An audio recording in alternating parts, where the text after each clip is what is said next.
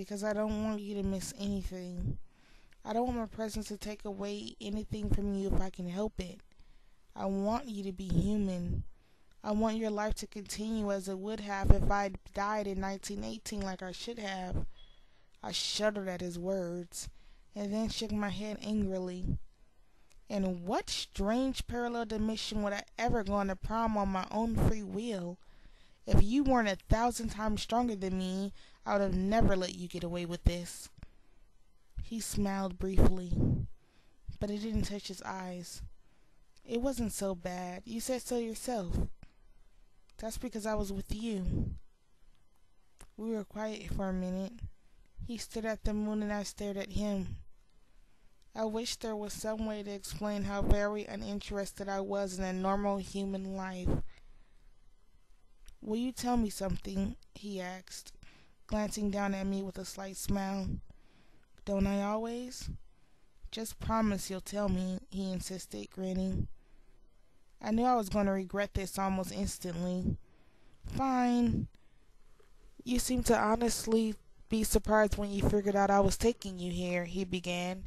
I was, I interjected. Exactly, he agreed. But you must have had some other theory. I'm curious. What did you think I was dressing you up for? Yes. Instant regret. I pursed my lips, hesitating. I don't want to tell you. You promised, he objected. I know.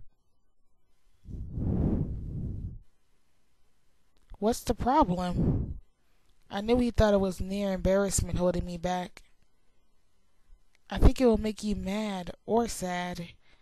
His brows pulled together over his eyes as he thought that through. I still want to know. Please? I sighed. He waited. Well, I assumed it was some kind of occasion, but I didn't think it would be some trite human thing. Prom, I scoffed. Human? He asked flatly. He picked up on the key word. I looked down at my dress, fidgeting with a stray piece of chiffon. He waited in silence. Okay, I confessed in a rush. So I was hoping that you might have changed your mind, that you were going to change me after all. A dozen emotions played across his face.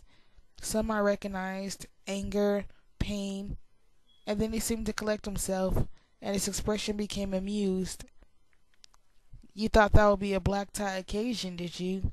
He teased, touching the lapel of his tuxedo jacket. I scowled to hide my embarrassment. I don't know how these things work. To me, at least, it seemed more rational than prom does. He was still grinning. It's not funny, I said. No, you're right, it's not, he agreed, his smile fading. I'd rather treat it like a joke, though, than believe you're serious. But I am serious. He sighed deeply. I know. And you're really that willing? The pain was back in his eyes. I bit my lip and nodded. So ready for this to be the end, he murmured, almost to himself. For this to be the twilight of your life.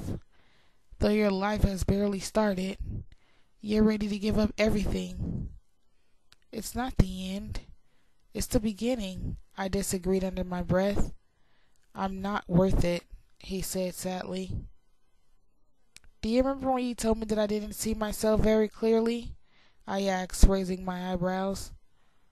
You obviously have the same blindness. I know what I am, I sighed, but his mercurial mood shifted on me. He pursed his lips, and his eyes were probing.